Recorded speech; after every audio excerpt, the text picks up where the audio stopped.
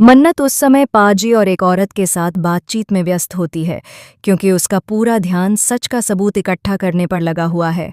वह हर छोटे छोटे संकेत को ध्यान से देख रही होती है, हर हल्की सी बात पर गौर कर रही होती है ताकि किसी तरह वह उस जाल को समझ सके जिसमें फंसा हुआ है। मन्नत का इरादा साफ है। उसका लक्ष्य केवल यह साबित करना है कि वह बेगुनाह है और जो उसे फंसाने की कोशिश कर रहे हैं उनकी सच्चाई उजागर करना है।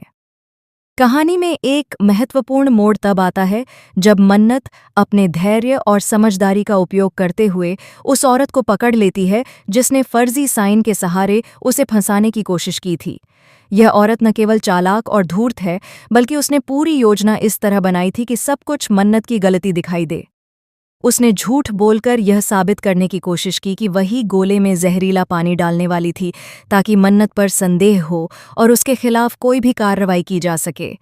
लेकिन मन्नत का हौसला और उसकी सूझबूझ उसके लिए सबसे बड़ा हथियार बन जाती है। वह उस औरत से लगातार सवाल पूछती है, उसकी हर बात पर ध्यान देती है और अंततः उससे सच उगलवाने में कामयाब हो जाती है। यह वही पल होता है जब कहानी में असली ट्विस्ट आता है। इस मोड़ पर विक्रांत झूठा साबित होता है क्योंकि उसे लगता था कि मन्नत ने जानबूझकर गोले में पानी मिलाया था। उसकी धारणा और उसके विश्वासों में भारी अंतर तब साफ दिखाई देता है जब वह देखता है कि मन्नत वास्तव में पूरी तरह से बेगुनाह है। विक्रांत के लिए यह एक बड़ा झटका होता है।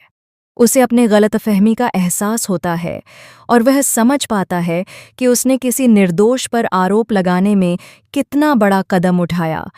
वहीं मन्नत, जो अब बेगुनाह साबित हो चुकी है, अपने आप में मजबूत और आत्मविश्वासी महसूस करती है।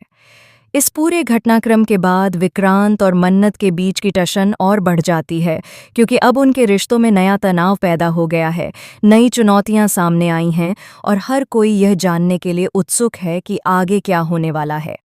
आगे के एपिसोड में दर्शक देखेंगे कि विक्रांत को यह पता चलता है कि उसकी मां की तबीयत अचानक खराब हो गई है। यह नया मोड़ कहानी में भावनात्मक गहराई जोड़ता है और दर्शकों को विक्रांत और मन्नत के संघर्ष और उनके आपसी संबंधों में आने वाले उतार चढ़ाव के लिए तैयार करता है।